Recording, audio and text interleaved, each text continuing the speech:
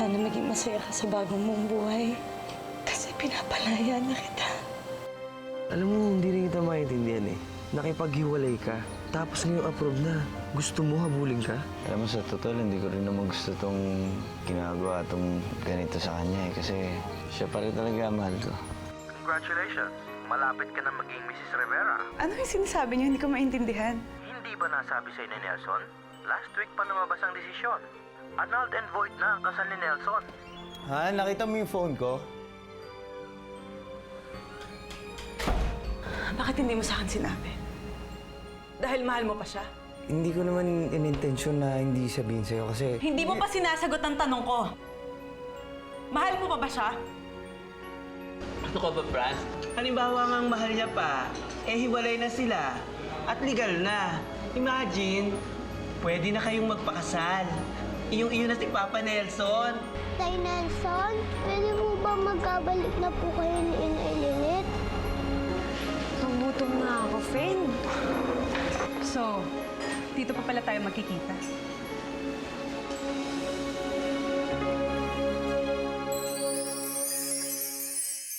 Ikaw si Lynette, di ba? Tantanan mo na ang boyfriend ko. Nilalandi mo pa ayaw na nga sa'yo. Pwede ba? Ano mo pinagsasabi mo? Nakuha mo na asawa ko, di ba? So pwede ba tantanan mo na rin ako? Kasi kung tutusin, wala naman akong pakialam sa inyong dalawa. Hindi pa tayo tapos. Ano ba? Wala na tayong dapat pag-usapan pa. Ano ba, Francine, nakakahiya. Nakatingin na yung mga tao. Kung meron man nakakahiya dito, walang iba kundi ang bayan! Ako? Ako pa talagang nakakahiya, ah? Ikaw nga tong malandi, eh. Hindi ba't alam mo naman na pamilyadong tao si Nelson, pero ano, pinatulan mo pa rin? Oh, sino sa atin ang makapalang mukha? Walang niya ka. Oh, uy! Tama na yan! Hindi na! Teka lang! Wag! Tigilan mo na si Nelson, ha? Kundi, hindi ko papatahimikin ang buhay mo! Francine, tara. Tigilan mo na siya! Huwag mo papatulan yan. Huwag mo papatulan mo. Saktan ka ba? Hindi, okay lang ako.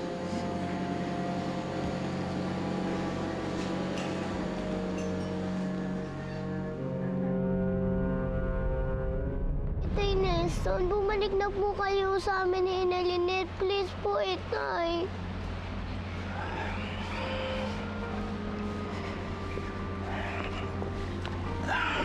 Alam mo kasi, Jillian, hindi madali para sa amin ni Inay Linet ngayong magkabalikan ulit eh.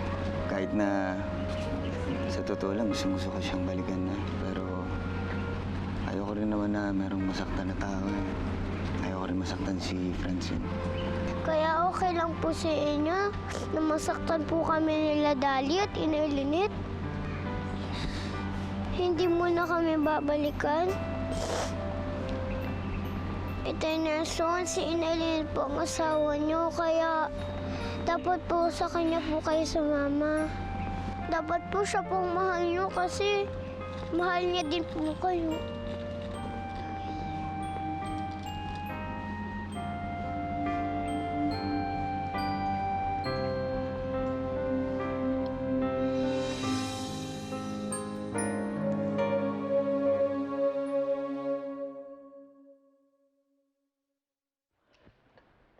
Nelson, dali! Nelson, andito siya sa baba. Nelson, hindi ko maipaliwanag eh. Ano ba yung Eh,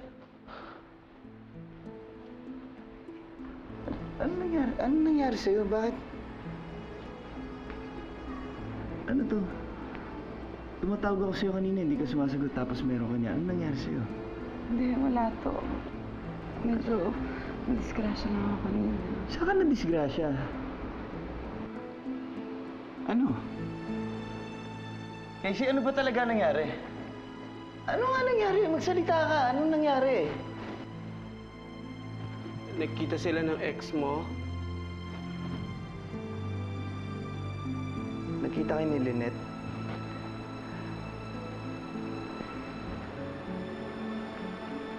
Ano nagawa ni Lynette yan sa'yo?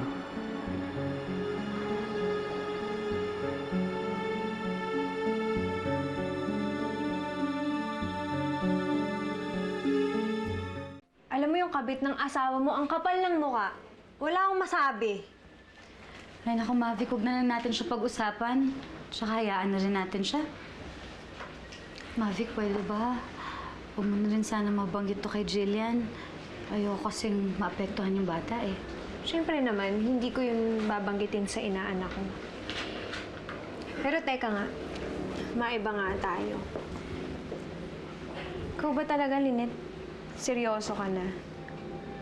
As in, hindi mo na ipaglalaban yung asawa mo dun sa, sa kabit na yun?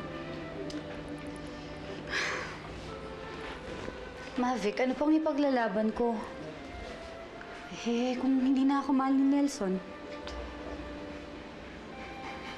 Paano ka nakakasiguro na hindi ka na mahal ng asawa mo?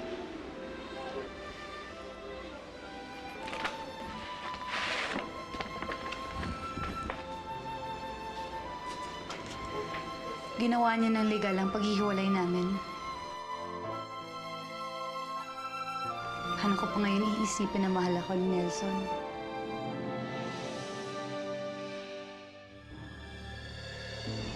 Anong nangyari? Nakita kami kanina ng ex mo sa mall. Yun, binati ko siya. Pero nagulat na lang ako kasi bigla niya ako sinugod. Tapos bigla niya akong inaway. Sinampal niya ako. Kakahiya kasi ang dami-daming tao dun sa mall. Anong dahilan ni Lynette para gawin yan eh? Tagal ko na kasama yung taong yun, kilala ko yun eh. Para sa akin ha, parang imposibleng gawin niya yun ng basta-basta. So anong gusto mong palabasin? Na nagsisinungaling ako? Ako na nga yung nabiktima dito eh. Hindi naman sa ganun. Nelson, hindi ka ba naniniwala sa akin? Mag-isip ka naman. Wala naman akong dahilan para awayin siya eh. Pero siya, obvious naman. Hindi pa siya nakakapag-move on. Tapos, sasabihin mo ako pa yung nagsisinungaling?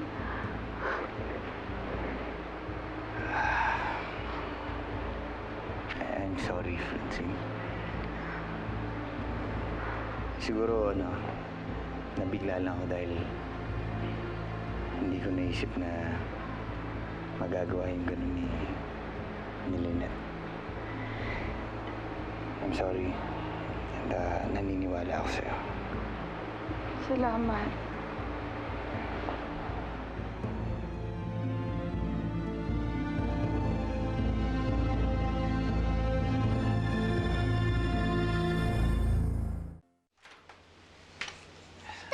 Oy, kamusta? Sabi ko na nga po eh, hindi niyo po kami matitiis. Saan ba yung inay Lynette mo? Jillian? Sino yun? Oh, Jillian, pumasok ka muna sa loob, ha? May pag-uusapan lang kami ng Itay Nelson mo. Ano pong pag-uusapan niyo? Ikaw talaga, Jillian, matigas pa ulo mo eh. Buti pa sundin mo na lang yung inay Lynette mo. Sige na, sunod na ako.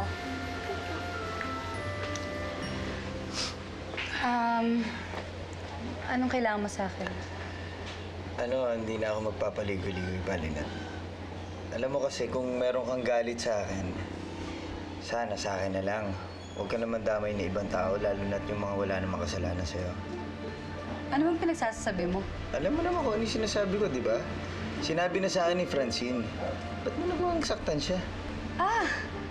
Yan ba ang kunento sa'yo ni Francine? Meron pa bang dahilan para magsinungaling siya? Wala. Naniniwala ka sa kanya. Ano ba talaga ang tunay na nangyari? Ano ba ang dahilan? Bakit, Nelson? Pag sinabi ko ba sa'yo yung totoong nangyari, maniniwala ka sa akin? Umuwi ka na.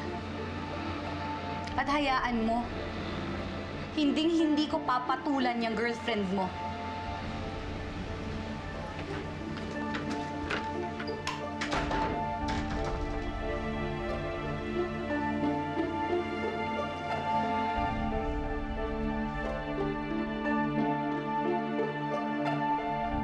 naman talaga yung isinumbong ng Francine na yun sa'yo, Nelson. Dahil ang totoo niyan, yung Francine na yan ang unang nanakit at nanugod kay Lynette. Totoo ba yung sinasabi mo, Mabi? Alam naman natin na kaibigan ko si Lynette. Pero kilala mo rin ako. Hindi ko kayang magsinungaling ng ganun-ganun lang. Kung gusto mo, marami akong testigo. Kausapin mo sila. Alam mo, yung babae mo yung may problema. Siya talaga yung unang sumugod. Tsaka sabihin mo sa kanya, wala siyang karapatan na siraan ng kaibigan ko. Kapal-kapal ng mukha niya eh.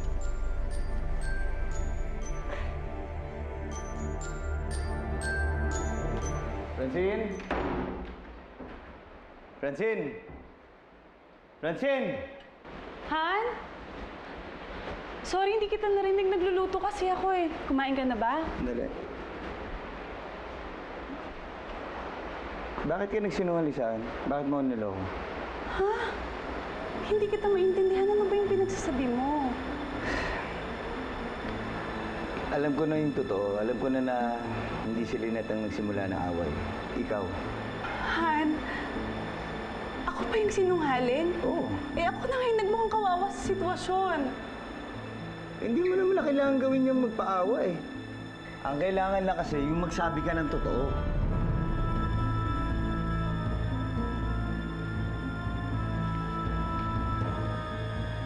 Eh wala naman kasing sense magsabi ng totoo eh. Palagi na lang si Lynette ang tama sa'yo. Tsaka, siya lang naman yung kakampihan mo eh.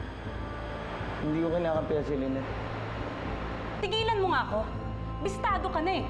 Eh bakit ba hindi mo nalang aminin sa akin? Aminin mo na sa akin na mahal mo pa si Lynette. Oh, bakit hindi ka makasagot? Ano ba gusto mong gawin ko para aminin mo lang? Gusto mo sugurin ko ulit si Lynette para magkasakitan kami? O sige, aminin ko sa'yo. Ito ang gusto marinig, di ba? Mahal ko pa si Lynette at mahal ko pa asawa ko.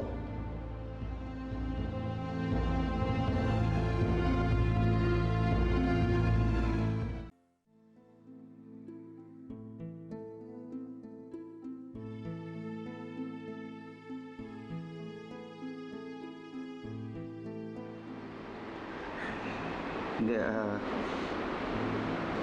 Francine, kasi ganito yun. Ang kapal ng mukha mo. Kung inaakala mo na ganun-ganun na lang, kakamali ka. Hindi ako papayag na mawala ka sa akin. Magkamot tayo.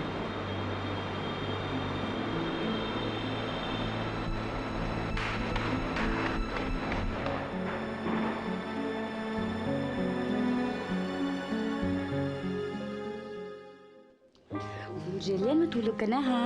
Apo, Hindi maganda kasi sa bata yung nagpupuyat. kayo po, matutulog na po ba kayo? May mga ayusin lang ako mga papeles. Tapos tatabihan na kita. Tapos sabay tayo matutulog. Yay! Thank you po! Matulog ka na pero huwag na huwag mong kakalimutan magdasal. Sige po, magdadasal na po ako. Sige, good night.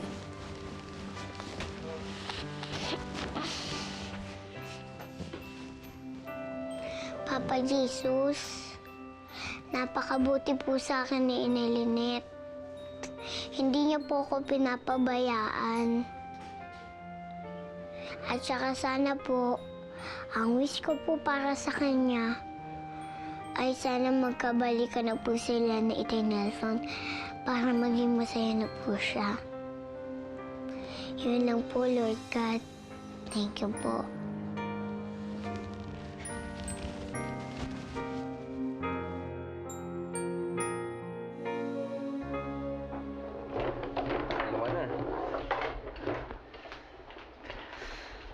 Isa pa. Go. Ano naman, Junior? Sa totoo lang, hindi ko alam kung ano yung gagawin ko eh. Eh kuya, matagal ko nang sinabi sa'yo na si Ate Lynette ang piliin mo eh. Pero hindi ka nakinig eh. Dahil dyan sa pride mo at sa kagustuhan mong gumanti. Ano? Yung isa yung pinili mo. Ang magagawa ko, hindi naman ganun kadali na bumalik basta-basta kay Tsaka hindi rin ganun kadali na kakalasan ko naman si Francine. Di ba? Bakit di ganun kadali? Eh, ang dali-dali mo ang kalimutan si Ate Lynette eh. Kasi kuya, tatanungin kita. Sino ba gusto mong makasama habang buhay? Si Ate Francine? Na alam ko naman na hindi mo mahal? At alam mo magiging miserable buhay mo? O si Ate Lynette? Na matagal mo ng asawa at mahal mo? Alam mo, matutusin. Pinahirapan mo lang sarili mo, kuya. Pero ang dali-dali ng sagot.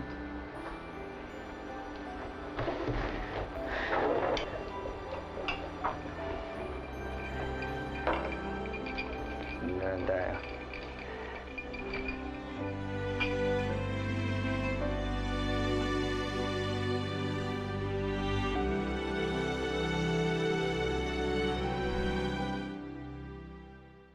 Nelson?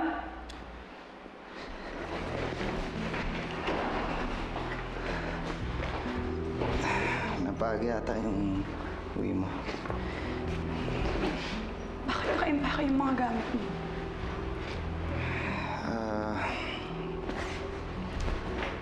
Ano kasi, ayokong nalokohin yung sarili ko, Francine.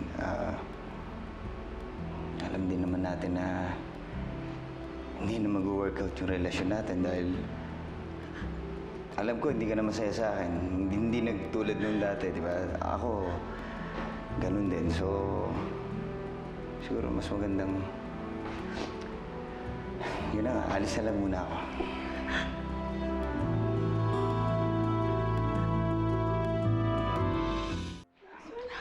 Nelson, wag. Nelson, kailangan kita. Hindi pwede. Huwag ka aalis. Hindi, magbabago ko. Promise, hindi na ako magnanag. Magbabago ko para sa'yo. Nelson, hindi kailangan mo. Please. Please, huwag mo naman ako Kailangan ipilit to. Hindi natin kailangan ipilit to, ha? Makinig ka. O pwede ka pa maging masaya. O pwede ka pa makahanap ng mga...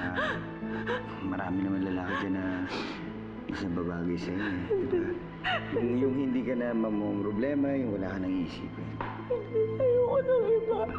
Gusto ko ikaw lang, please. Gusto ko ikaw lang. Huwag naman ako iiwan. Magbabago ko para sa'yo. Lahat gagawin ko. Mapasaya lang kita, mahal na mahal kita. Huwag naman ako iiwan ng ganito. Alam mo, hindi mo naman kailangan magbago, eh. Wala sa yung depression, nasa akin. Nasa akin ang depression.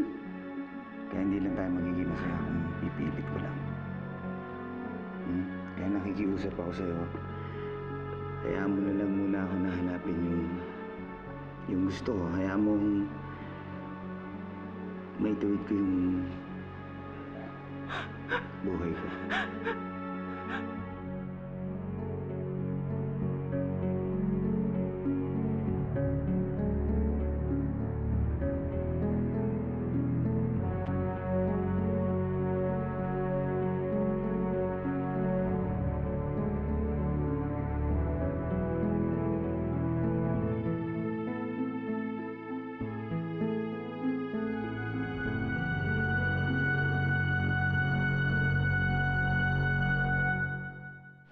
Ganda-ganda ng buhok mo, Jillian.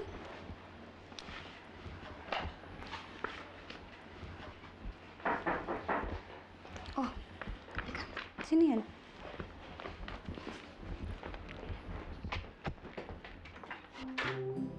Sino yan? Wow, ang gaganda naman ito. Oh, Kaya to galing. ha? Eh, wala naman nakasulat. Wala namang card eh. Sino kaya nagpadala nito? Jillian, yan ba may card? Wala po. Sino kaya ito ba? Gusto mo ba? Ito yung Nelson! Nelson? Diba sabi ko sa'yo nun na mahal kita. Pero hindi ka naniwala. Kaya ang ginawa ko, araw-araw ko nagpapadala ng balaklak. Para lang masabi na totoo yung intensyon ko sa'yo.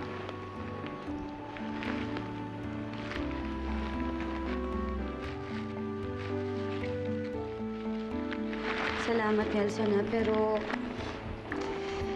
ayoko kasi ng gulo. Kaya sana itigil mo na kung anumang kalokohan yung ginagawa mo. Hindi, alam mo yung tungkol sa amin ni Francine, wala na yung relasyon namin eh. Kaya lumayo na ako sa kanya. At ito, mabalik ako sa'yo. Alam mo, Lynette, gusto ko magkaayos tayo ulit. Gusto ko magkabalikan tayo. Gusto ko rin na maging asawa ka ulit. Yun ay kung papayag ka, kung okay lang sa'yo. Pumayag na po kayo, Inay Lynette. Jillian? Nakakakilig naman po. Mukhang magkakabalikan na po ang inay at itay ko.